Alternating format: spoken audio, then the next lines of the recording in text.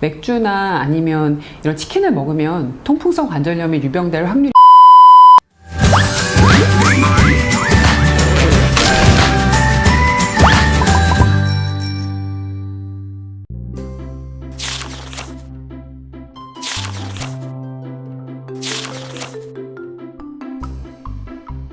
안녕하세요. 콕선생님 통증전문의 김한희 원장입니다. 오늘은 알쏭달쏭한 통풍에 대해서 알아보려고 하는데요.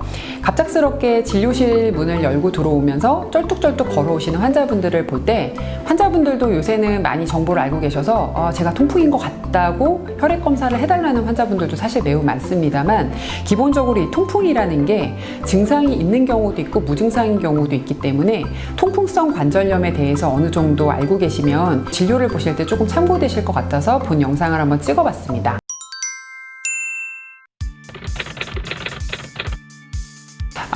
치킨이나 맥주를 먹는다고 해서 통풍에 걸리는 것은 아니에요. 그러니까 실제적으로 이 통풍이라는 개념에 대해서 알고 계시는 게 되게 중요한데, 이 통풍이라는 거는 이 몸 안에 있는 그 퓨린이라는 성분이 요산으로 전환이 될 때 요산으로 전환이 잘 되지 못하면서 기본적으로 요산 수치가 쌓이면서 요산 수치가 일정 한계치를 넘게 되면 증상으로 발현되면서 통풍성 관절염을 유발하게 될 때, 이때 저희가 이제 통풍성 관절염에 의한 통풍 질환이다라고 진단을 해요.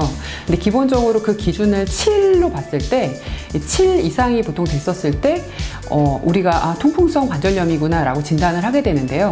보통 7 이상임에도 불구하고 무증상인 경우도 많거든요. 그래서 실제적으로 무증상인 7 이상인 환자가 맥주나 아니면 이런 치킨을 먹으면 통풍성 관절염이 유병될 확률이 높겠죠. 근데 누구나 그냥 이게 원래 대사가 원래 잘 되는 환자 같으면 사실은 먹는다고 하더라도 증상이 유발되는 것은 아니에요. 그래서 이거를 먹는다고 해서 올라가는 건 아니지만, 퓨린 함량이 높은 음식을 먹었을 때 통풍 소인이 있는 환자가 통풍성 관절염에 이완될 확률이 높은 것은 맞습니다.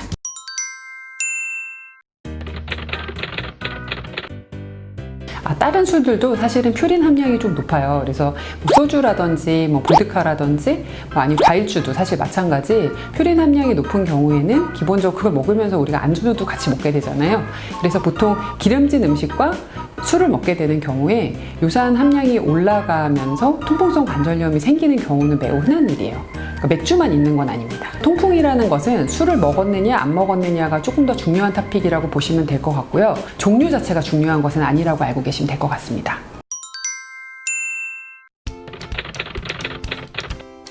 통풍을 자가 진단하는 방법이 사실 뚜렷지는 않아요. 그렇지만 통풍이 보통 자주 발생하는 환자분들의 경우에 있어서는 일단은 관절이 잘 붓는지를 먼저 보셔야 돼요. 주로 엄지발가락 쪽으로 많이 오고 말초 관절로 오게 되는 경우가 좀 흔하기 때문에 발이 붓지는 않는지, 아니면 무릎 같은 데가 붓지는 않는지, 관절의 종창이라고 하거든요. 관절에 부종이 있는지를 먼저 확인하시는 게 가장 중요하고요. 보통은 이게 바로 딱 붓는 게 아니라 좀 빨갛게 되면서 염증 소견을 먼저 보이는 경우도 흔해요. 그렇기 때문에 발이 좀 빨개지진 않았는지, 부종 소견이 있지 않은지 한번 확인해 보시는 거는 중요할 것 같고요. 가장 중요한 것은 일단 가족력이 있는 게 되게 중요해요. 보통 통풍 환자분들 보면 가족력이 좀 있으신 경우가 많은데, 가족력이 있다든지 아니면은 이제 이런 걸 대사성 질환이라고 하는데, 고혈압이라든지 당뇨라든지 이런 다른 대사성 질환을 가지고 있는 경우면 조금 더 위험도가 올라간다고 볼 수 있을 것 같습니다. 오늘은 일단 알쏭달쏭한 통풍에 대해서 먼저 알아보았는데요. 기본적으로 통풍 질환이라는 게 의사가 처음부터 의심하지 못하는 경우도 매우 흔해요. 왜냐하면 처음에 초기 진단 같은 경우에는 약간 퇴행성 관절염하고 조금 유사한 경향성이 있는데, 좀 특징적인 소견은 퇴행성 관절염과는 다르게 급성 증상으로 병원에 내원하시는 경우가 조금 많아요. 왜 그러냐면, 보통 그 전에 환자분들이 그 통풍인지 모르고 있다가 갑자기 요산 수치가 올라가면서 통풍성 관절염이 유발해서 급성 통증으로 오게 되는 경우가 매우 흔하기 때문인데요. 자기가 아까 전에 말씀드렸던 어떤 유병 원인이 있다, 가족력이 있다, 일단 관절이 자주 붓는다 라고 하는 의심스러운 증상이 있으시다면 주저 말고 병원에 오셔서 혈액 검사를 통해서 요산 수치를 한번 확인해 보시는 게 좋을 것 같아요. 보통 무증상인 요산도 있기 때문에 요새는 무증상 요산 수치도 치료를 하는 쪽으로 추세가 바뀌고 있거든요. 그래서 기본적으로 요산 수치를 한번 확인하셔서 환자분 통증에 맞는 요산 수치 조절, 그리고 거기에 맞는 합당한 관절 치료가 보통 선행된다면 보통 좋은 통풍 치료에 대한 결과를 얻으실 수 있을 것으로 보입니다. 지금까지 통증을 알기 쉽게 설명해드리는 콕 선생님 김한희 원장이었습니다. 감사합니다.